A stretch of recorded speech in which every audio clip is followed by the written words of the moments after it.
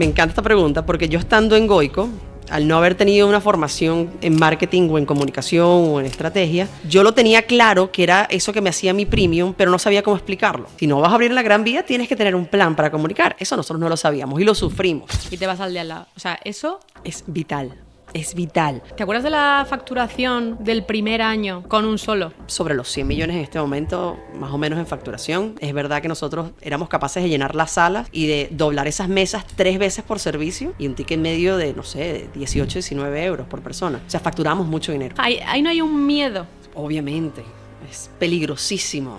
La comunicación tiene que estar completamente alineada con la realidad porque si no tienes un problema de expectativa, ¿no? Y el cliente que viene buscando a Brand Crops, ¿no? Uh-huh. ¿No viene un poco con las expectativas altas de decir, bueno, Dani vendió la empresa por 120 millones y ahora yo quiero que haga lo mismo con la mía? Pero yo creo que hay algo muy importante que es saber cuándo, ni siquiera tocar, sino pasarte un poquito de la raya.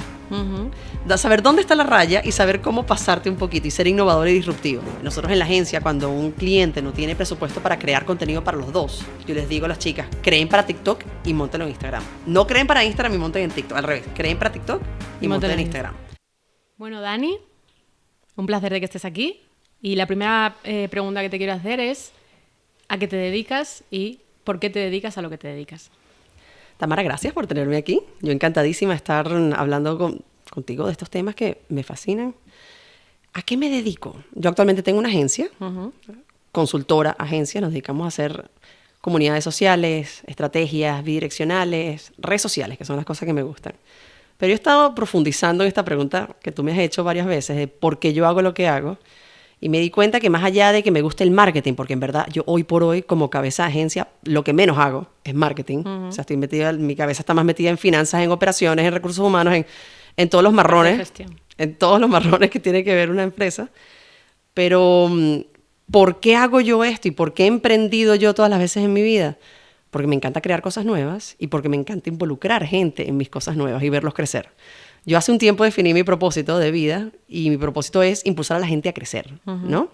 Y eso me lo he llevado yo a todo lo que hago, desde mi pasado en Goico como tal, hasta mi actualidad ahora en Brand Crops. Y de hecho, mi socia Cristina está muy alineada conmigo en cuanto a esos valores, ¿no? Estamos ahí porque nos encanta ver a los chicos partirla y hacerlo bien. Si quieres, ya que has mencionado tu Goico, hacemos un poco de recorrido por tu vida y cómo llegamos hasta aquí.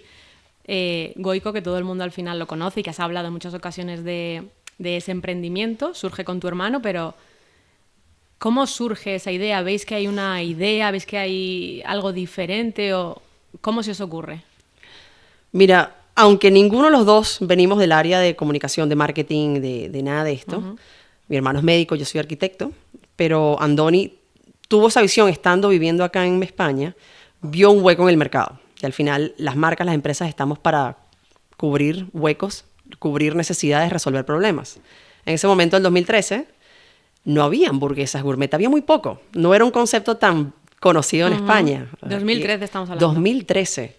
Aquí había McDonald's, había Burger King, había Alfredo's Barbacoa, que era un mítico de Madrid, ¿no? Sí.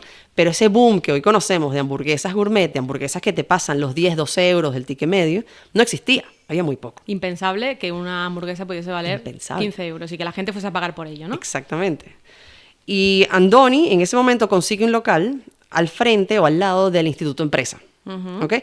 Y era el lugar ideal por el tipo de público más cosmopolita o más viajado que había en el Instituto Empresa de montar un concepto completamente diferente y disruptivo dentro del mundo hamburguesero. Entonces de ahí nace Goico. ¿Por qué hamburguesería? Bueno, por eso y porque era fácil. Nosotros ninguno venimos de la hostelería, ninguno. Mi padre era vasco, le encantaba cocinar, pero más de eso, más nada, ¿no? Y las hamburguesas era relativamente sencillo.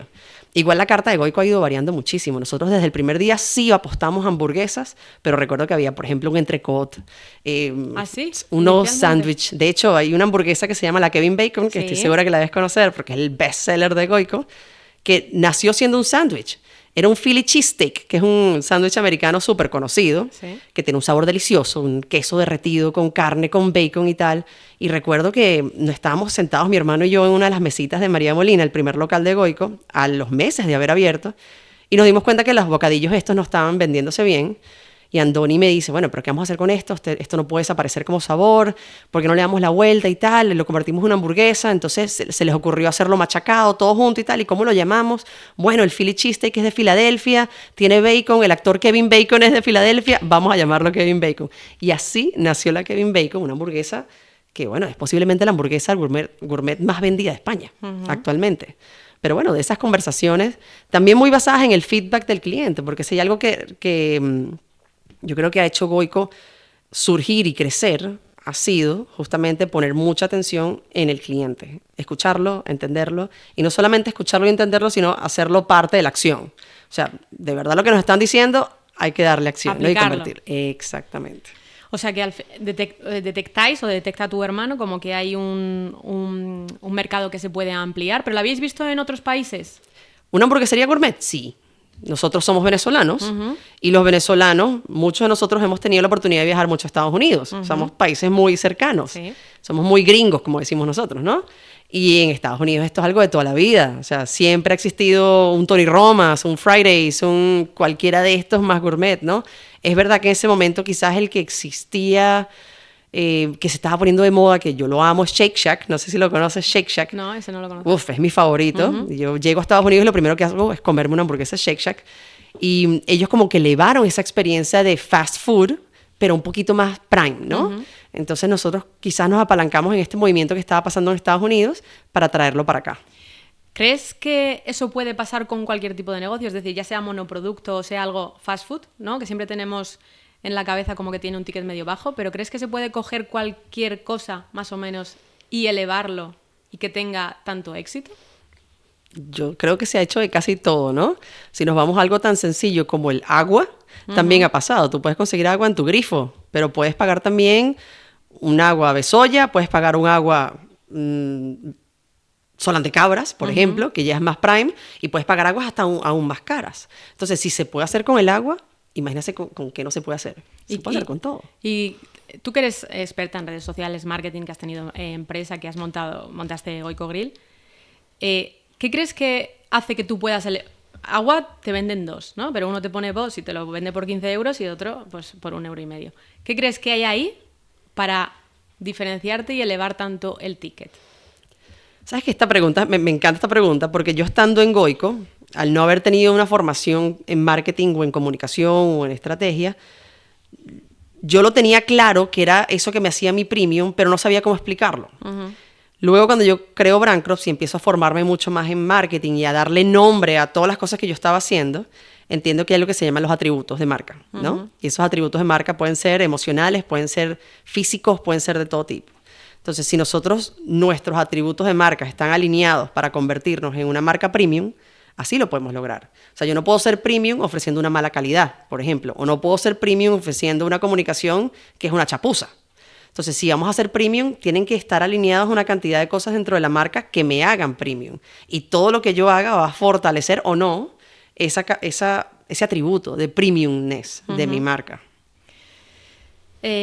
Para no perder un poco el hilo de la parte de Goico, o sea, he visto en algún sitio que decías, algunos días no entraba nadie, no facturábamos. Teníais una tienda, ¿no? Sí. Sería chiquitita y... Esa sensación de decir, tenía una idea, he creído en ella, pensaba que había un hueco de mercado, ¿no? Lo primero que te enseñan en la universidad para arrancar. Y, oye, que me ha fallado todo, que es que no entra nadie. Me acuerdo que Andoni, en el primer Goico de María Molina, tenía unos escaloncitos para entrar. Y él decía que la culpa era de los escalones. Que la gente no entraba por los escalones. No, obviamente no, o sea, cuando una cosa es buena, la gente va a ir. Sí, pero bueno, hay que llamarla, ¿no? Hay que hacer que venga.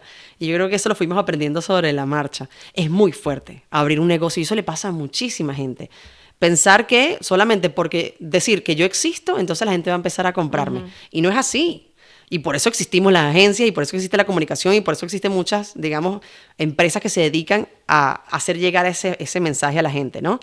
Pero no por abrir, a menos que abras en la Gran Vía, puede ser, que es location, pues se va a llenar solo. Pero si no vas a abrir en la Gran Vía, tienes que tener un plan para comunicar. Eso nosotros no lo sabíamos y lo sufrimos, sinceramente. Lo sufrimos bastante. Y al principio, bueno, aunque usábamos redes sociales, esas redes sociales no las veía nadie. Pero bueno, fuimos entendiendo esto y llegándole a las personas indicadas que en ese momento, en el 2013, 2014, eran foodies en Twitter, en Facebook. Y a estos foodies los enamoramos, nos hicimos muy amigos de ellos. Actualmente seguimos siendo amigos de ellos. Y fueron los que nos ayudaron a viralizar ese mensaje, que actualmente es el papel de los influencers y los creadores, ¿no? En ese momento todavía no existían los influencers y los creadores. Pero yo recuerdo sentarme, bueno, para mi hermano era un estrés horrible. Yo recuerdo que él pasaba noches en su coche, bueno, estresado porque no entraba gente, porque tenía que pagarle a los cocineros, no sé qué. Yo lo apoyaba era yéndome al restaurante, pues yo nunca hice servicios al principio. Y yéndome al restaurante me sentaba en la mesa de la ventana, literal, y me sentaba a comer para que la gente pensara que había alguien adentro. ¿Cuánto de importante es eso? Ir a un restaurante y si es muy bueno, pero lo ves vacío, no entras. Y al de al lado te vas, aunque te vayan a dar, yo qué sé, fritos, y te vas al de al lado. O sea, eso es vital. Es vital. O sea, hay que lograr que la gente vea gente adentro, porque comemos mucho con los ojos. Sí. Un lugar vacío es sinónimo de no es bueno. Así es. Y entonces, ¿cuándo os dais cuenta de que decís, algo que hemos hecho está funcionando porque, bueno, pues ya empieza a haber facturación, ya empieza a venir gente, el feedback que tenemos es bueno? ¿Tú tienes un recuerdo que digas, un día que digas, vamos por el buen camino? Yo no recuerdo. Estoy segura que Andoni sí lo tendría porque habrá empezado a dormir bien, entre comillas, porque la verdad es que han sido 10, 11 años ya de mucho estrés y mucho sacrificio, porque cuando el problema no es las ventas, el otro problema del crecimiento es que tienes una responsabilidad de muchas familias que dependen de ti, ¿no? Y entonces esa paz mental es difícil de conseguir, no importa si te va bien o te va mal. Pero estoy segura que él tiene que tener en la cabeza ese momento de, está llegando la gente. Yo hubo un momento justo cuando abrimos el segundo local que me fui a Venezuela, nos fuimos unos meses mi marido y yo y nos perdimos quizás ese primer salto. Me da lástima que haberme lo perdido, me da pena. Pero bueno, abrimos un segundo local con la misma facturación. O sea, con lo que se facturaba, hicimos una reinvención y por eso pudimos abrir un segundo local, que al principio era un local chiquitito y después ampliamos. O sea, al principio fue lento, porque hay personas que piensan que Goico siempre ha sido un crecimiento brutal, ¿no? Y actualmente tú ves conceptos que crecen rapidísimo, que yo digo, wow, qué maravilla que puedan crecer tan rápido. Nosotros al principio no fue así. No teníamos tampoco inversión, digamos, exterior. Entonces, lo que hacíamos era reinvertir los facturados.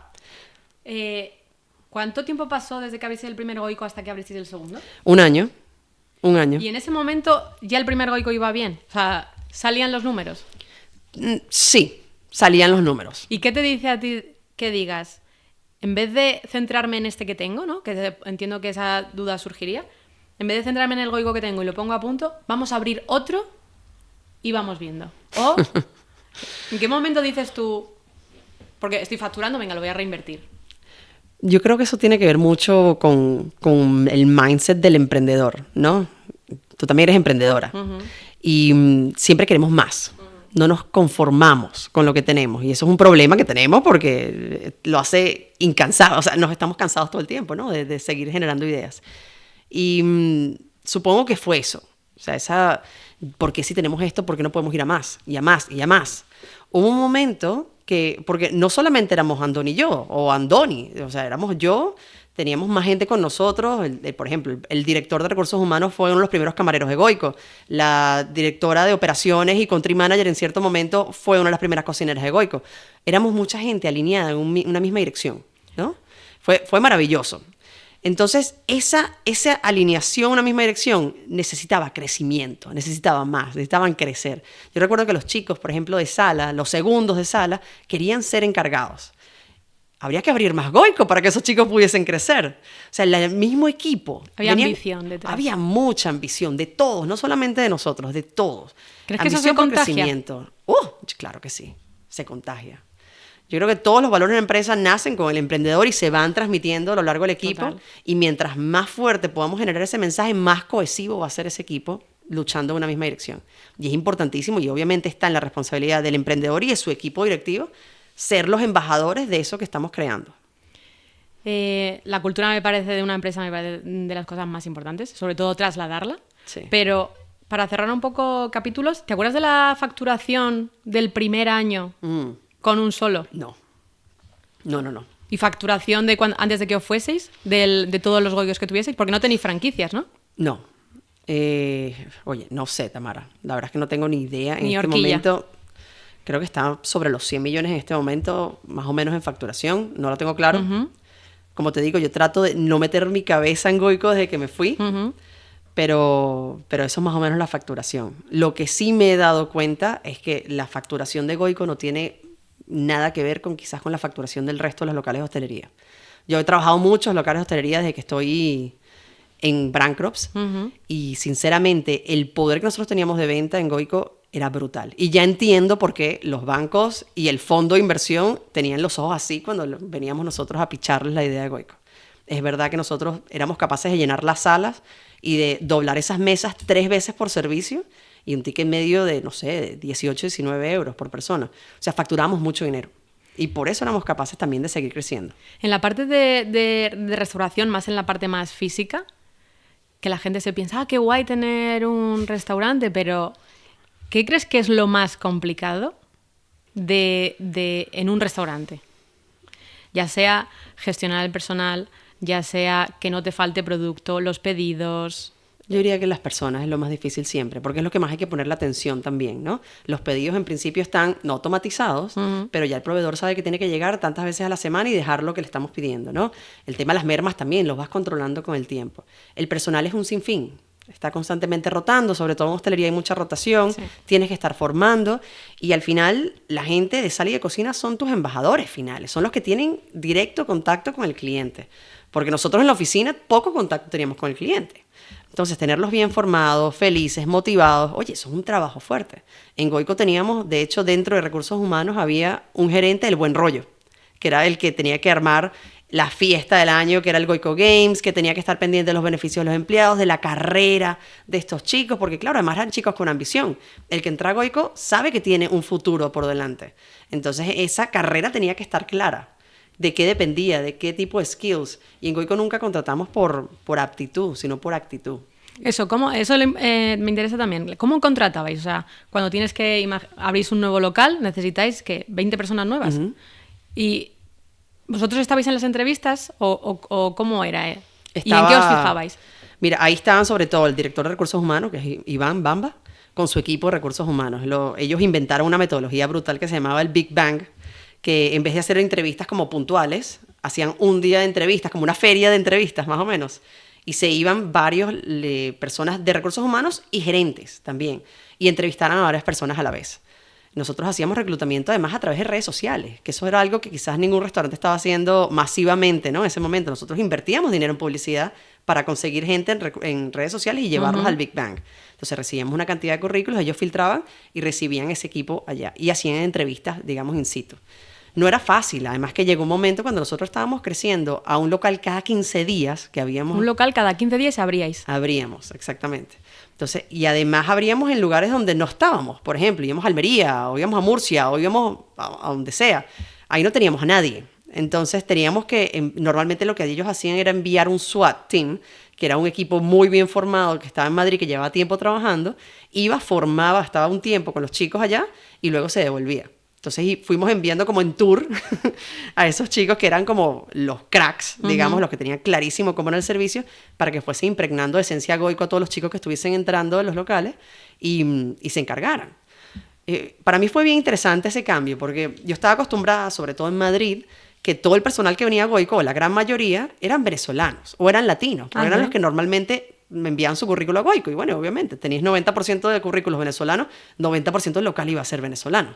Pero cuando fuimos expandiéndonos de forma nacional, yo llegaba a las fiestas de inauguración, porque yo me lanzaba a cada una de las fiestas de inauguración de cada local, y veía que todo mi staff era español, sin nada de raíces latinas. Y decía, wow, o sea, ya traspasamos ese límite, ¿no? Ya no es una empresa que con un porcentaje tan alto en chicos latinos inmigrantes, sino también están los españoles interesados en nuestro concepto.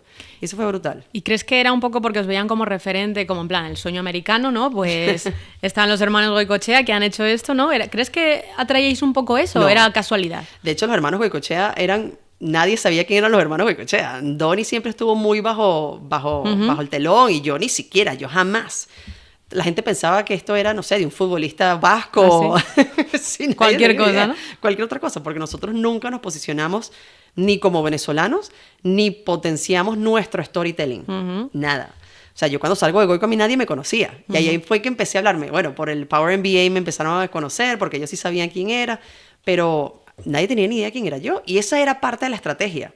La estrategia es que somos un concepto de, sí, un gentío que está con mucha ambición, creando cosas increíbles, español, creando hamburguesas ricas. That's it. Y entonces en esos... Claro, al final es más fácil hablar de cuando ya todo el mundo os conoce y todo es exitoso, pero en esos primeros años... Al final, ¿tú qué haces? ¿Labor luego? ¿Empiezas a ser CMO desde el inicio? Bueno, CMO, si un CMO es la persona que responde el Twitter, sí. Pero el multitodo, ¿no? El multitodo, el que hace el logo. Yo recuerdo que yo estaba estudiando el primer año, estaba haciendo un máster y mi hermano estaba desesperado porque, claro, yo le tenía que diseñar la carta y no lo había hecho. Entonces él se instalaba en mi casa y no se iba de mi sofá hasta que yo le terminara la carta ya, bueno, lista. Y además esas cartas cambiaban a todo rato, porque al final nosotros nos adaptábamos mucho a lo que la gente quería. Y estábamos cambiando esa carta todo el tiempo. Y bueno, al principio diseñé el logo de Goico, el primer logo de Goico, que ahora es otro.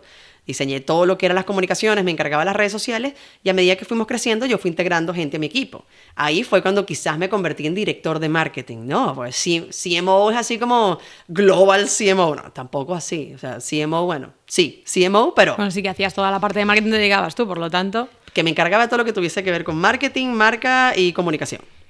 Exactamente. Yo y mi equipo. Tenía un equipo maravilloso que fuimos formando, fuimos también cogiendo la misma...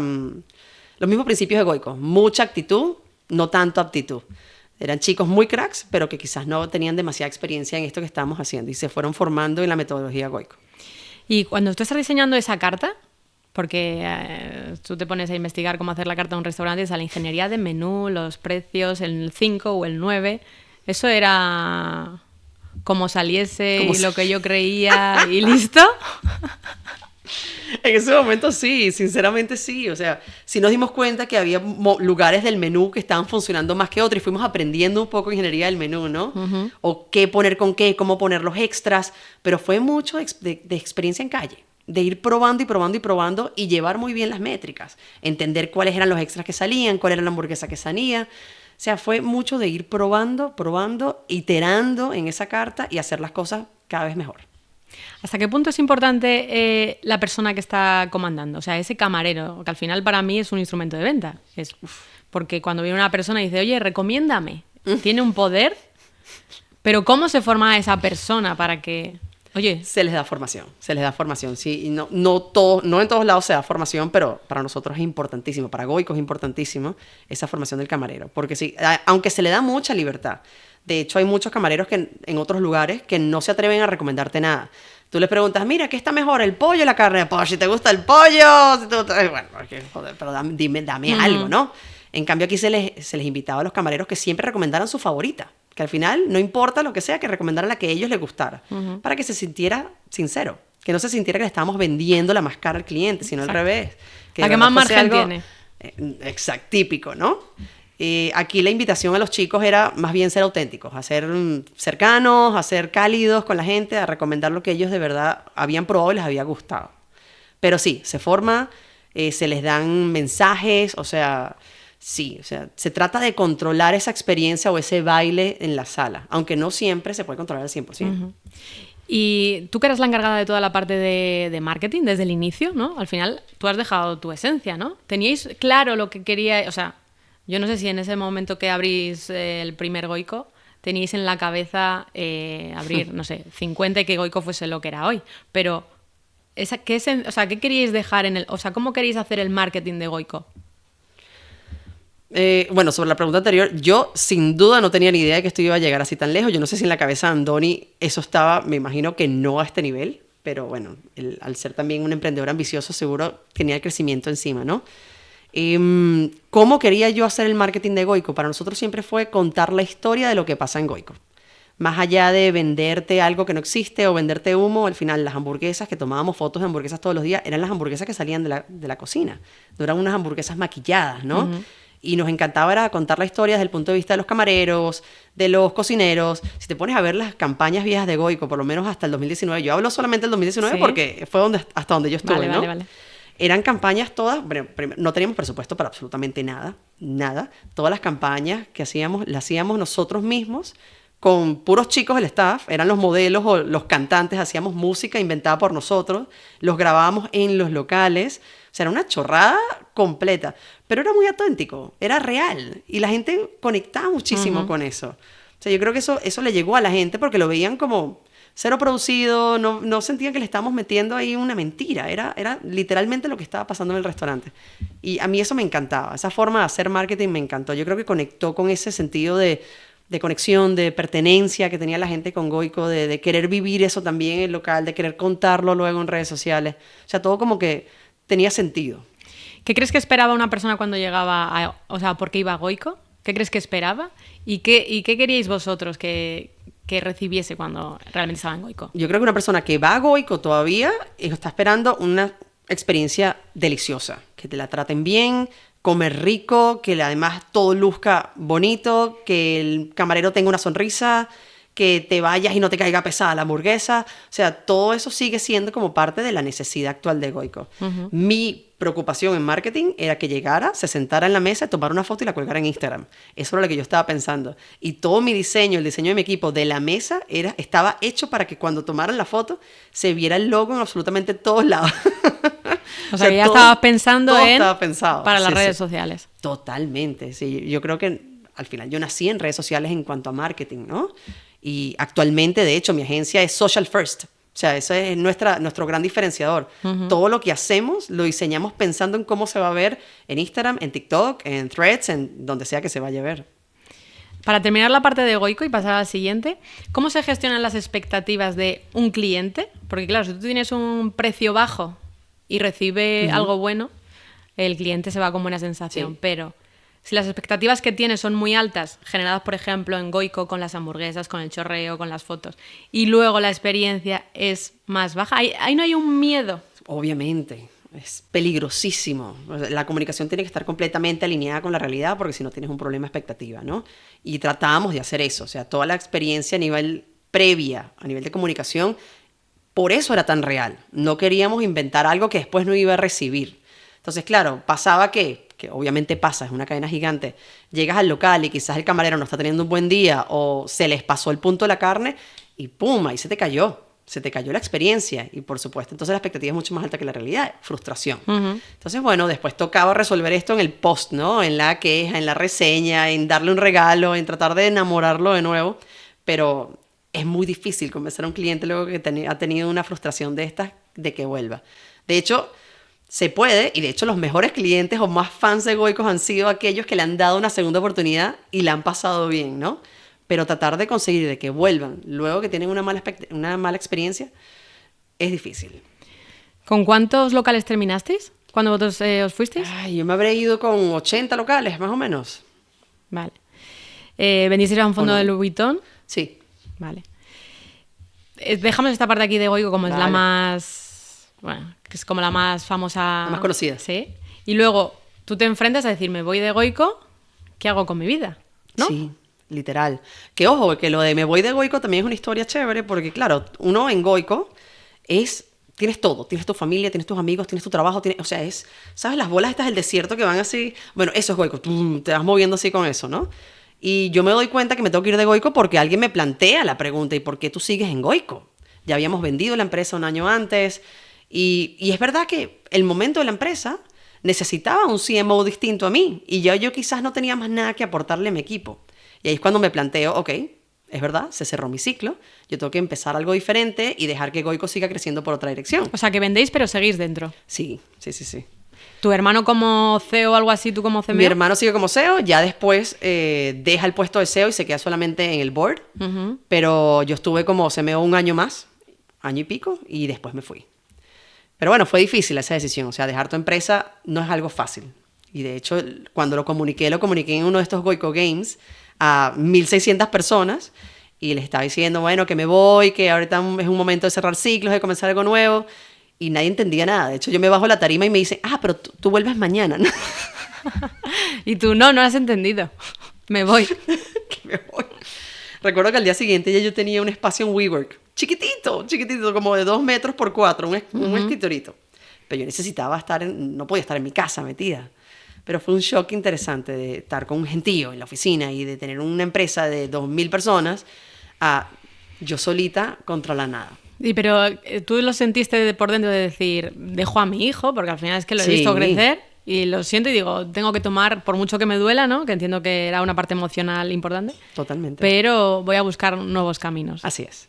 Y creo que lo hice bien, porque esta nueva etapa de mi vida, que es Brand Crops, que de hecho mi socia Cris también estaba conmigo en Goico, era mi mano derecha en Goico, la segunda, digamos, a bordo, en marketing. Y ella también cierra su ciclo pocos meses después que yo. Y nos unimos y dijimos, bueno, vamos a hacer cosas chulas por otras marcas, como hemos hecho también con Goico. Y fue brutal, porque todo lo que ha venido de esos 4 años para acá ha sido, o sea, aprendizaje, pero, no sé, ahora estás en el otro lado. Ahora estás en la parte de agencia. Claro, pero toco una cantidad de empresas. Yo antes vendía hamburguesas nada más. Y ahora vendo de todo, cosa que lo hace muy enriquecedor. Vendo no solamente B2C, sino también hago B2B, que es algo que yo en mi vida había hecho. Entonces, entender las necesidades de cada sector, los problemas que resuelve cada marca, las estrategias que se pueden utilizar en los distintos sectores, eso ha hecho que mi formación como marketer es que es mucho, o sea, es 20 veces mejor que cuando yo estaba en Goico. Yo cuando estaba en Goico sabía muy poco de marketing, era más la calle, lo que me había enseñado, digamos, la experiencia. Hoy sé de marketing, lo puedo decir, sé mucho de marketing, pero me lo ha dado el poder trabajar con distintos clientes, con distintas marcas, con distintos sectores. Y el cliente que viene buscando a Brand Crops, ¿no? ¿No viene un poco con las expectativas altas de decir, bueno, Dani vendió la empresa por 120 millones y ahora yo quiero que haga lo mismo con la mía? Y tú le dices, bueno, espérate, que todo depende de muchas cosas. Al comienzo era así. Al comienzo era así porque de hecho nos llegó, los primeros tocándonos la puerta era toda la hostelería, obviamente, ¿no? Y fue difícil decirles, mira, no, o sea, no podemos trabajar con esta expectativa. O sea, no existe que tú puedas ser otro Goico. Primero porque Goico es Goico y tú puedes ser otra cosa. Pero es que además para llegar a ser Goico, mira todo lo que se tiene que invertir y mira todo lo que tiene que pasar. Entonces, eso no es un plan a corto plazo ni medio, es un plan a largo. Y fue difícil, fue difícil. De hecho, nosotros al principio, aunque teníamos mucha hostelería, nos dimos cuenta que no queríamos trabajar más en hostelería. Y de hecho, los clientes que tenemos hostelería son muy escogidos del montón actualmente.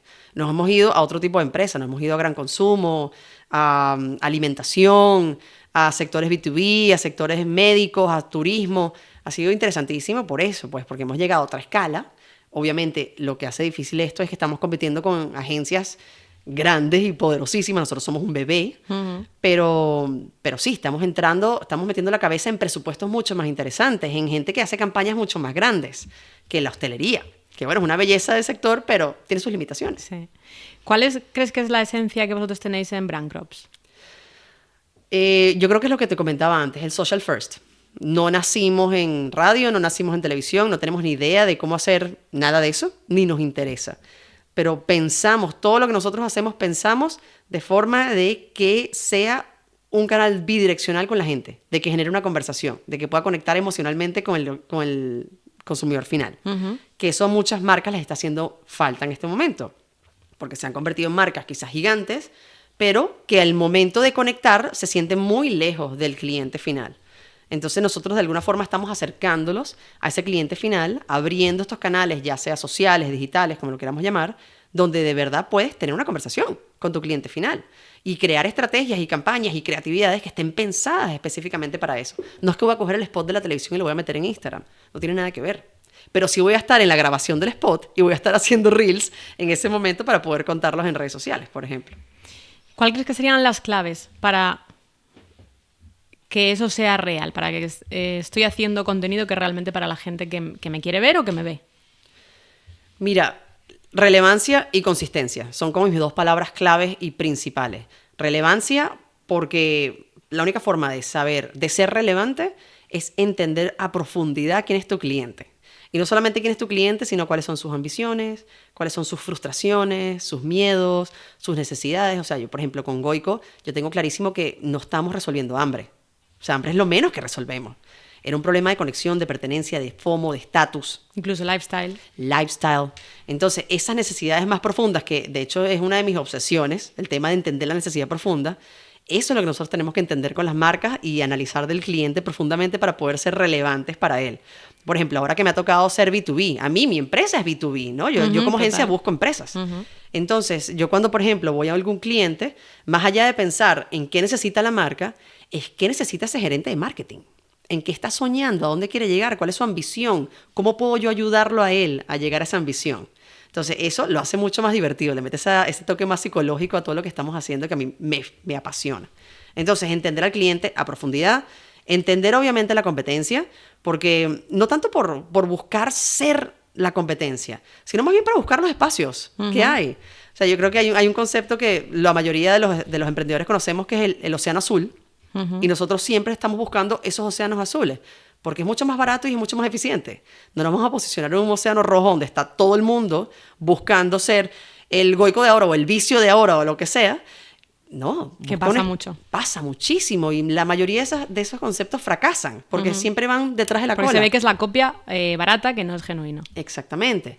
Busca un espacio genuino, o sea, cada quien es bueno en algo. Entonces ese algo, busquemos a un grupo de gente al que le parezca muy relevante y contémoslo en su idioma, que también esa es la otra parte. La relevancia no solamente va a entender el cliente final, sino también de entender cómo le estás contando la historia. Hay unos reyes de esto, que es una de mis marcas favoritas, que es Nike, que ellos saben contar el mismo cuento de 20 formas diferentes, dependiendo si lo cuentan por Instagram, por su página web, por TikTok, por LinkedIn, por donde sea. Te están contando lo mismo, pero saben que la persona, aunque es la misma, porque puede ser la misma, va a consumir su contenido de forma diferente en LinkedIn, en Instagram, en TikTok o en Twitter. Entonces, eso es forma de ser relevante. Y consistente, creo que es importantísimo, no solamente consistencia en tiempo, sino consistencia en marca. O sea, si yo tengo un mensaje que es mi mensaje, mis atributos, pues eso es lo que yo tengo que contar y reforzar y reforzar y reforzar. Y no desviarme quizás de mi marca y de mi esencia para de verdad hacer un mensaje que tenga fuerza. ¿No crees que actualmente en la parte de marketing, publicidad, se corren pocos riesgos y que todo el mundo hace mucho lo mismo? Sí. Y que en cuanto uno hace una cosa diferente, ya todo el mundo se vuelve loco. Sí, pareciera que pensáramos que el mundo se va a acabar mañana, ¿no? O sea, si no estamos ahí, no estamos en nada. O sea, se ha puesto demasiado de moda ese de yo tengo que ser parte de la tendencia, que no está mal. Yo creo que sí, hay que estar encima de las tendencias porque de esa forma ayudamos a nuestros contenidos a ser más viralizables, de cierta forma, pero hay que tener cuidado, ¿no? No es simplemente llegar por llegar o montarme en la ola por montarme en la ola. Yo creo que también está un poco, es la tarea de los de marketing o los de la agencia de entender cuáles tienen sentido y cuáles no, y de qué forma. O sea, no para todos la misma receta va a funcionar. A mí hay un comercial que me encantó que salió, ahorita no me acuerdo ni siquiera de quién era, pero es que me quedó marcado, en el Super Bowl, ahora hace poco, que era la relación entre un padre y una niña, ¿no? Que estaban viendo el Super Bowl, que le dice para ver el Super Bowl, y ella dice que no y tal. Y el hecho es que al final terminan los dos, o sea, pulieron asperezas, se juntaron a ver el Super Bowl. Y el padre, cuando abraza a la chica, se ve en cámara que tiene puestas las friendship bracelets de Taylor Swift, justamente, ¿no? Yo dije, qué cracks. Miren cómo ese detalle tan sencillo, el storytelling, tan sutil, está llegándole a toda la generación de Swifties que está viendo el Super Bowl por primera vez porque Taylor Swift es la novia del quarterback. Y dije, qué cracks, ¿no? O sea, esa es la forma de montarte en una tendencia, en el Super Bowl, con algo que de verdad sea diferencial, que de verdad te posicione a ti con tu público como tal. ¿Crees que hay claves para a día de hoy ser viral? Y si quieres hablamos un poco de diferentes redes sociales, como al final tú has dicho que Brand Crops es social first, ¿no? Hablamos un poco de TikTok porque al final vamos aprendiendo según van apareciendo las plataformas, ¿no? Claro. TikTok, Instagram, luego está YouTube, estábamos hablando antes de los shorts, entonces claves de viralizar, si las hay, ¿no? Cosas que funcionan y un poquito de todas las redes. A ver, podemos hablar, técnicamente hablando, hay cosas que te pueden ayudar a ser viral, ¿no? Que no nos vamos a meter ahí, pero bueno, hacer contenido que sea algoritmo friendly, etcétera, pues maravilloso. Pero yo creo que hay algo muy importante que es saber cuándo, ni siquiera tocar, sino pasarte un poquito de la raya. Saber dónde está la raya y saber cómo pasarte un poquito y ser innovador y disruptivo. Porque sin duda ahí es cuando de repente haces un ruido increíble, ¿no? Y llamas la atención y todo el mundo dice, ya, ¿qué está pasando acá? Esto es nuevo. Y cuando empiezas a llamar la atención de esa forma, se hace viral porque todo el mundo quiere saber de ti, quiere saber más. Empiezas a jugar con esas necesidades humanas del FOMO, del estatus, de la exclusividad, del scarcity, ¿cómo que se llama? ¿Cómo que se dice scarcity? De la escasez. De la escasez. Entonces, esa rayita, como marqueteros, debemos tener clarísima dónde está ubicada para saber en qué momento la podemos pasar, porque eso posiblemente sea el momento donde te hagas viral. ¿Qué diferencias ves? Porque TikTok es... por ejemplo, a mí me pasa con TikTok que es las películas, los trailers de la película captan mi atención. Yo que estoy metida en la parte de podcast también, pero los primeros segundos tienen que ser súper importantes. Justo antes de entrar en el podcast estaba leyendo un email de Isra Bravo, que es copywriting persuasivo, y decía, la atención dura 9 segundos. Entonces, al final tienes que poner un contenido diferente en cada red social, ¿no? Y al final, que me comentabas antes, en la parte de YouTube se pone un tipo de contenido que solo hacemos para YouTube, ¿no? Entonces, si dieses ápices, es decir, Instagram, pues vale, sí, vídeos, pero puede ser un poco más X. En TikTok, más hablado, los primeros segundos son súper importantes. Y además que TikTok te caza lo que te gusta y ya no para. Pum, pum, pum. El algoritmo de TikTok es que si quieres no sales en 2 horas. Y además, te lo ponen muy accesible el botón de seguir. Vale, si quieres no entres en la cuenta de esa persona, pero has visto el vídeo, sé que te gusta, oye, dale a seguir y ya luego vas a tener más de eso. Mira, de hecho, está cambiando un poco, porque antes sí es verdad que se hacía algo completamente diferente para Instagram y para TikTok, pero cada vez se están alineando más, cada vez es más parecido. De hecho, nosotros en la agencia, cuando un cliente no tiene presupuesto para crear contenido para los dos, yo les digo a las chicas, creen para TikTok y móntenlo en Instagram. No creen para Instagram y monten en TikTok, al revés, creen para TikTok y monten en Instagram. ¿Por qué? ¿Por qué? Porque en verdad Instagram está en un momento donde quiere ser TikTok. Están tratando justamente de que TikTok no les coma el mercado y por eso están tratando de mejorar el algoritmo. Y el algoritmo de TikTok es de las cosas más poderosas que existen. Tú lo has vivido, tú lo sufres. Lo sufrimos todos con el tiempo que le dedicamos extra a TikTok cada vez que nos metemos. Entonces sí, el contenido, Instagram está tratando de imitar esas cosas que tiene TikTok y por ende el contenido de TikTok está funcionando muy bien en Instagram. Eso no quiere decir que vas a montar un video de TikTok con el logo de TikTok en Instagram. No, lo vas a subir en Instagram, vas a cambiar alguna que otra cosita, pero digamos el thinking detrás va a ser bastante parecido. Lo que tú dices es completamente verdad. El spam de atención, 9 me parece bastante. Yo pensé que había bajado más. Pero esos 3 primeros segundos, ese gancho que hace que sigas escuchando es, no sé, el 80% del truco de un video de TikTok. Si no eres capaz de generar un gancho, perdiste a la persona. Eso es swipe up. Listo. Nosotros lo llamamos el thumb stopper, ¿no? Donde, hey, ya va. Esto me llamó la atención, me voy a quedar. Y ya cuando te quedas enganchado, te quedaste enganchado. Y empiezas a ver otros videos, y bueno, y el algoritmo ya te fregó. Sí. Ya vas a ver eso por siempre. Pero yo creo que, por ejemplo, TikTok como que hace marca. No creo que sea para vender, o sea, no creo que sea para desviarte, porque la gente que está en TikTok, oye, quiero consumir contenido. No me mandes a un e-commerce, que quiero estar aquí. Entonces es como, puedes crear marca de una forma más con storytelling, ¿no? Como lo que contabas tú antes, pero luego yo he probado que puedes desviar a la gente a las redes importantes, cuando digo importantes, que llevan más tiempo, y es, capto aquí, pero me los llevo también a Instagram para que me sigan por ahí, ¿no? Sí. ¿Eso vosotros lo probáis? Eso ha pasado mucho y estuvo pasando mucho y bueno, sigue pasando en TikTok, pero está a punto de cambiar. En otras partes del mundo ya cambió porque ya TikTok entró con TikTok Shops y con el live shopping y todo esto, y eso está cambiando las reglas del juego, porque ya eso de que no convertías en TikTok se murió. Entonces, cuando termine de entrar en España, que será pronto seguramente, lo que va a hacer es que TikTok va a empezar a convertir. Y no solamente va a estar bien para las marcas, que es brutal, sino que los primeros embajadores de todo esto van a ser los creadores, porque los que van a ganar comisión de cada una de estas ventas son los creadores. Entonces TikTok ahí tiene un modelo de negocio maravilloso, donde estás metiendo a la gente que genera contenido y a las marcas en el negocio. Y eso va a hacer que todo el mundo quiera ir para allá, obviamente, a generar sus negocios allá. Es que hay una diferencia clara entre TikTok cuando entra, oye, que yo sé quién tienen que crear mi contenido y les voy a premiar. Sin embargo, Instagram, hasta que no premiaba a los creadores de contenido porque les pagaban las marcas, sí. Y cuando ya empieza con las suscripciones ya entiende, oye, que me voy a quedar fuera del juego, sí. Como yo no empiece a cobrar un tipo de comisión, ¿no? Claro. ¿Crees que eso es porque al final TikTok viene después y entiende el juego? De posiblemente. Decir, tengo que premiar a la gente que está aquí, que son los que crean contenido y que van a alimentar que luego el resto de gente esté. Posiblemente sea por eso. Están viendo el negocio desde arriba y dicen, mira, esto como que va por otro camino. Porque es que ni siquiera están apostando solamente a eso, que es verdad que hay muchos creadores de TikTok que han hecho mucho dinero solamente con el dinero que se ganan en TikTok, por TikTok. Pero es que esto que viene va a cambiar eso también. O sea, porque no es solamente el dinero que yo como usuario te doy a ti, creador, porque me encanta tu contenido, Tamara, yo te quiero dar un regalo o lo que sea. Es que el creador va a poder vender tanto como quiera y va a poder negociar con la marca un 10%, un 15% o lo que sea. Y eso estamos hablando de cantidades mucho más grandes. O sea, aquí sí hay gente, ya sea en Reino Unido o en Estados Unidos, que está facturando una barbaridad de creadores, ¿no? Marcas también. Bueno, mientras más factura el creador, factura la marca. Entonces, esa relación win-win entre marcas y creadores es lo que yo creo que va a terminar de darle la vuelta a ese paquete y hacerlo verdaderamente atractivo para todos los que crean contenido. Y al final el que crea contenido es el que trae gente. Porque si no hay creadores de contenido en una red social, nadie se va a querer estar ahí. Uh-huh. Entonces las redes sociales lo que tienen que traer es a sus creadores.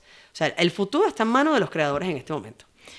Que es alucinante que al final se crea una nueva profesión, que todo el mundo ve a los influencers, qué vida, tal, que al final se crea una corriente de todos querer engancharme a esa tendencia porque pienso que voy a conseguir dinero fácil o dinero rápido y porque parece que es sencillo, porque tengo un móvil y ya puedo ser creador de contenido, ¿no? Bueno, porque en verdad las barreras de entrada cada vez son menos. O sea, ya no solamente grabar y compartirlo, pero grabar, editarlo, ponerle captions, o sea, es demasiado fácil. En verdad sí puedes, o sea, sí como persona normal puedes crear el contenido y además puedes poner tus talentos también a la venta de una forma gratis casi en 2 días. Entonces, el problema es que no todo el mundo le va bien, obviamente, y todo el mundo llega con una expectativa de sí, me voy a ser millonario poniendo mis talentos aquí, pero la verdad es que hay mucho trabajo por detrás, mucha gestión del contenido que estás creando, mucha gestión con las marcas. Oye, o sea, yo por ejemplo, yo no soy influencer. Yo que tengo una buena comunidad en Instagram, no soy influencer. De hecho, las marcas que me escriben para hacer campañas siempre les digo que no. Pero ¿por qué les digo que no? Porque tuve una experiencia. Y recuerdo que con esa marca que me había dicho para hacer una colaboración, fue algo así como un toma y dame como de 50 correos. Yo dije, ¿sabes qué? Yo no voy a hacer esto. Esto es demasiado trabajo, lo siento. Mi empresa factura. No tiene nada que ver con esto, ¿no? Yo no necesito esto. O sea, es un trabajón. Y mis amigos que son influencers me lo cuentan también. Esto es mucho trabajo y por eso muchos tienen agencias, muchos tienen personas que le llevan todo esto porque es un trabajo, sin duda. ¿Y cómo se puede estar al día de todo lo que va ocurriendo? Porque el otro día creo que vi en tu Instagram a las 5:30 o a las 6:30 de la mañana aquí leyendo todo lo que pasa para vosotros, ¿no? Al final, para mí, tienes que probar e ir actualizándote, pero ¿tú tienes algún tipo de tips o claves que digas para mantenerte al día? Y si te dedicas al marketing... Hay que leer mucho, Tamara. Hay que leer mucho. Yo leo muchísimo, leo mucho libro, escucho mucho podcast y tengo esta rutina en la mañana de meterme. Yo tengo ya, no sé, una lista como de 15 medios que son los que yo siempre voy a entender qué está pasando. Normalmente son medios americanos que siempre llegan con las noticias más frescas y yo lo que hago es empaquetar las más importantes y se las doy a mi canal de Instagram como para que estén enterados, ¿no? No creas que lo hago de una forma de, ay, por mi canal. Lo hago más que todo por mí, porque me importa estar actualizada y también me encanta hacer un ejercicio de resumen de, ok, qué es lo más importante del día y eso es lo que comparto, ¿no? Pero para mí es esencial en marketing que si no eres tú, alguien que trabaje contigo esté al mando de todo lo que son noticias, cambios, tendencias, porque estamos en un sector que cambia todos los días. Es increíble. O sea, todos los días hay una noticia interesante o un cambio en la estrategia o un cambio en el algoritmo o un influencer que se volvió loco. O sea, siempre. O Elon Musk. Algo. Que hace algo nuevo y que hay que verlo. Sí. Hablando de eso, si quieres, que has comentado el tema de los libros, puedes dar libros, no solo de marketing, sino un poco de desarrollo personal o de marketing que digas, o de marcas. Libros y referentes. Antes decías Nike, ¿no? Nike, nosotros decimos Nike aquí en España, ¿no? Pero referentes para ti y luego libros. Ok. Mira, en marketing yo diría que Seth Godin es un referente que tiene muchos libros. De hecho, alguien que esté escuchando el podcast y quiera comenzar en el tema de marketing, él tiene un libro que se llama This is Marketing, que es maravilloso a modo de introducción. Y luego tiene varios libros, La vaca púrpura, Tiene como 8 libros maravillosos que todos son fáciles de leer y que todos te dan una perspectiva bien interesante del marketing. Además, él es muy estratégico, entonces son cosas que quizás no pasan de moda, ¿no? Y es maravilloso. A nivel de crecimiento personal, también una de mis escritoras favoritas se llama Brené Brown. No sé si la conoces. No. Es una chica que es una investigadora, en verdad, que empezó a investigar sobre la vulnerabilidad. Entonces, todos sus libros son sobre cómo ser vulnerable, cómo salir, digamos, de tu caparazón, cómo estar ahí. Y cada uno de estos libros es literalmente un máster, o sea, es brutal. A mí, que yo siempre he sido como muy cerrada con mis emociones. Antes tenía muchísimos caparazones y ella, leyéndola a ella, o sea, sentí que me quité mucho peso de encima, ¿no? Y empecé como a salir más, a dejarme ver, es lo que ella dice. Luego hay otro libro que también me encanta, de una chica que se llama Gwennon Doyle, que se llama Untamed, desdomesticado, ¿sí? ¿no? Y es como un libro, la canción que tiene Miley Cyrus, ¿no? Exacto. Y este libro es un must, o sea, 100% para todas las mujeres que nos estén escuchando, mujeres que tengan hijas, sobre todo 120%, tendrán que leer ese libro porque es maravilloso, que te dice, yo puedo llegar a más, yo puedo ser lo que yo quiera ser. Bueno. Luego, hay 2 escritoras, me encanta recomendar libros de mujeres porque sí. Porque hay muchos menos. Porque sí, hay muchos buenos. Hay uno que se llama Lean In, ¿cómo es que se llama? Se me olvidó esta chica. Si no, te lo paso y lo buscamos. Que también es un libro de crecimiento profesional donde invita a las mujeres a sentarse en la mesa. A sentarse en la mesa a un C-level, a enfrentarse a hombres, a un mundo de hombres, ¿no? Esta es una chica que viene del alto mando de Facebook. Sandberg es el apellido de ella, Sandberg. Y bueno, es también una invitación, una motivación a que somos iguales, a que nosotros podemos también llegar lejos. Hay otro que me encanta que se llama Radical Candor, de Kim Scott, que también es maravilloso para todos los que tienen equipos, para emprendedoras con equipos, porque ella lo que te enseña es a entender a cada persona de tu equipo y entender la ambición de esa persona. Que hay personas que pueden ser superstars o pueden ser rockstars. Hay gente que es buena en lo que hace y no le interesa crecer. Y hay otras que solamente les interesa crecer. Entonces, cómo darle feedback a cada uno de estos 2 perfiles. Es maravilloso ese libro. Qué bueno. Bueno, tengo muchos, hay muchos. Te puedo hablar también de los clásicos que los recomiendo siempre, como Shoe Dog, del fundador de Nike, que es uno de mis favoritos, que lo he leído un par de veces. Hay uno que se llama Delivering Happiness. Sí. Perdón que yo lo digo todo en inglés, pero que yo aprovecho para practicar inglés leyendo. Exacto. Delivering Happiness es de un chico que murió, de Tony Hsieh. Habla mucho de cultura de equipo, de valores, de customer service como tal. Y luego hay un libro que a mí me encanta recomendar porque va muy alineado con mi filosofía en cuanto al servicio al cliente, que se llama Abraza a tus haters, Hug Your Haters. ¿Cómo que se llama? Bear es el apellido, pero no me acuerdo cómo se llama el chico. Es buenísimo, pero tiene que ver, yo soy de las que piensa que el cliente siempre tiene la razón. Soy de ese 5% de la población que piensa esto. Y lo evangelizo. Y no me da vergüenza, porque hay gente que me cae encima, pero no me importa. Y este libro me ayudó a mí a hacer ese cambio de paradigma. Yo antes le caía encima las reseñas negativas y contestaba durísimo. Y obviamente eso es un problema. Y leyendo este libro entendí cuál es la motivación detrás de una persona que está quejándose, qué es lo que está pasando por su cabeza, entender que quizás lo que estamos haciendo mal no es tan obvio como pensamos, que quizás es un tema de expectativa o de comunicación. Entonces, para mí fue maravilloso leerme ese libro porque me dio muchas herramientas para entender a la gente. Hay un libro que yo me estoy leyendo ahora que se llama Psicología, que es de psicología persuasiva, de Robert Cialdini, y habla de hecho de un restaurante, que es cuando tú la cagas, es el mejor momento para crear una experiencia de la leche. Brutal. O sea, a lo mejor esa persona se va, come bien y considera que ha pagado un buen precio y se va no has dejado huella en él. Okay. Pero si la cagas, es la mejor oportunidad para no, como eliminar esa mala huella que has dejado, sino dejar una huella mucho más aún positiva. Qué brutal, tal cual. Un hater convertido es el mejor... El embajador. El mejor embajador. Es influence, estás leyendo, ¿no? ¿Se llama así? Sí, justo. Influencia, sí. Maravilloso. ¿Y ahora marcas que sean referentes para ti? A lo mejor que sean muy top, tipo Nike, y a lo mejor otras que tú digas, vale, lo están haciendo bien y tienen esa frescura. Mira, a mí, marca gigante también, pero me parece que la parte en todas sus comunicaciones es Red Bull. Porque es una marca que ha traspasado los límites de un canal, o sea, ha ido a acción y lo hace maravillosamente. Aquí hay una marca que es de un amigo mío que me fascina, que se llama Crash, no sé si la conoces. No, ¿de qué es? Es maquillaje, ¿Sí? pero es maquillaje sin género, para quien sea. Qué bueno. Y lo están haciendo brutal. Él es un chico que además comenzó siendo influencer y es un súper emprendedor. Entonces ha creado 2 marcas de maquillaje, lo hacen buenísimo en redes sociales, lo hacen buenísimo. Estoy muy fan. Déjame ver si hay alguna otra marca que me llame la atención. Hay unos chicos que siempre me han encantado. 2, digamos, en el mundo del retail. Unos que comenzaron con nosotros en Goico, que es Blue Banana. Que sí, son maravillosos. Esos empezaron con vosotros, pero dices en el tiempo. En el mismo tiempo. Vale. Éramos como marcas muy parecidas que estábamos creciendo a la vez. Y fue rico porque hicimos muchas cosas juntos, o sea, nos las llevamos muy bien.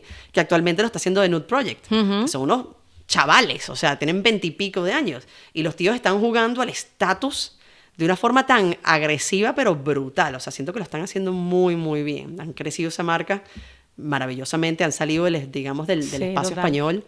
Y son unos chavalitos. O sea, al final, no sé qué edad tienen 20 y poquito. Sí. ¿Por qué crees que no hay...? Has nombrado 2 y los 2 creo que son... el Nude Project son 2 chicos, obviamente, y luego Blue Banana creo que también, ¿no? Entonces, creo que sí. ¿Por qué crees que no hay ese tipo de marcas, o a lo mejor tú tienes en la cabeza, pero yo no, que digas, 2 chicas la están partiendo, o una chica lo está partiendo, de esa edad? O marcas así tan... Oye, quizás la hay, pero no me viene ninguna en la cabeza. Pero bueno, igual no está posicionado, ¿verdad? No lo tienes en la cabeza. Entonces, no lo tengo en la cabeza. ¿Tú crees que porque los hombres están más acostumbrados a tomar riesgos o a ser más, vamos por todo y nosotros a lo mejor más de analizar, más de pensar y menos tomar riesgos? Mira, justo hoy tuve una conversación con un chico que tiene una aceleradora de proyectos y me estaba contando algo muy parecido, que todos los emprendedores que tocan tienen más mujeres que hombres, pero en el momento de escalar la empresa, la gran mayoría son los hombres los que escalan. O sea, no sé si somos las mujeres que... No quiero decir que nos dé miedo, porque si nos ponemos nosotras 2, nosotros no nos ha dado miedo escalar y crecer. Entonces, ¿qué es lo que está pasando? No lo sé. No lo sé. Me encantaría profundizar en este tema porque capacidades, las mismas. O sea, no hay nada que haga a estos chicos mejores que cualquier par de chicas que sean unas cracks. Pero entonces, ¿por qué no estamos posicionando marcas? ¿Por qué no estamos creciendo más? Sí estamos haciéndolo, pero mira que ninguna marca nos viene a la cabeza. Y ya para terminar, o sea, una de las cosas que yo quiero hacer con esto es visibilizar a referentes como pueden ser como tú y que inspires y que hables y que encima digas libros de mujeres también. Pero para terminar, para que una marca sea genuina y tenga esa esencia tipo Nude Project, los que has comentado tú, ¿no? ¿Qué crees? ¿Qué crees que es lo que al final tienen, ¿no? Podríamos hablar de vicio, pero para terminar, esa esencia, que también son 2 hombres, entonces... Esa esencia, ¿cómo puede intentar una persona? No copiar, porque cuando eres una copia barata se ve mucho, ¿no? Pero ¿cómo tener esa esencia y decir, joder, cómo lo están haciendo de bien? Yo creo que es una mezcla de cosas. Es que estas preguntas nunca tienen una solución, palabra, ¿no? Claro. Sería fácil, todos lo haríamos. Pero mucho parte de esos emprendedores, de la ambición y de su sed de valores y de su propósito. O sea, yo sé que esto suena un poco pasional y cursi, pero es que es verdad. O sea, al final la gasolina del emprendedor viene de su propósito, del por qué estoy haciendo todo, y se gasta si ese propósito no se está generando, no se está cumpliendo. Entonces, yo creo que una marca, para ser genuina, tiene que tener clarísimo por qué está haciendo lo que quiere hacer. O sea, a dónde quiere llegar, a dónde quiere llevar a la gente que está metida en el barco y por qué lo quiere hacer. Eso... Entiendo que si es más fuerte ese propósito que cualquier otra cosa que tengas en tu vida, eso va a crecer. Si ese propósito o esa empresa no es tan importante como otros pilares de tu vida, quizás no llegue tan lejos. Muy bien. Y ya terminamos. Ha sido un placer. Solo si tú quieres decir algo que a lo mejor se me haya podido olvidar, que tú creas que es importante... o no, o terminamos así la entrevista y ha sido un súper placer. Estaría hablando contigo un montón de tiempo, pero bueno, como el tiempo es limitado... Podríamos pasar 3 horas, pero bueno, es verdad que yo me tengo que ir. Nada, yo creo que este tipo de iniciativas es importantísima. Creo que cada vez hay más mujeres, no solamente haciendo cosas increíbles, sino como tú, ¿cómo se llama eso? Visibilizar. Visibilizando a mujeres que están haciendo cosas chulas. Y a medida que esto siga pasando y siga creciendo este movimiento y nos unamos, porque hay veces que no nos unimos y más bien nos sentimos como competencia y nada que ver. O sea, tenemos que unirnos y formar este tipo de gremios y formar este tipo de acciones para poder generar más referentes femeninos y de alguna forma hacer el camino más fácil a las que vienen. Total. Porque bueno, ya yo tengo 40, pero ahora mi trabajo es con mi hija. Yo quiero que mi hija vea lo que yo todavía siento, digamos, no injusto, pero... Sí, que está todavía más prematuro. Exacto. ¿No? Por así decirlo. Quiero que para ella no sea un issue. Sí. Pero bueno, el trabajo está en nuestras manos. Muchas gracias, Dani, por estar aquí. Ha sido un súper placer. Tamara. Espero que cuando Brand Crop siga y tengas más cosas que anunciar, te pases por aquí. Sigamos hablando de marketing, de todo lo que sabes, que es un montón. Y nada, muchas gracias por estar aquí. Gracias a ti por la invitación. Ha sido un placer.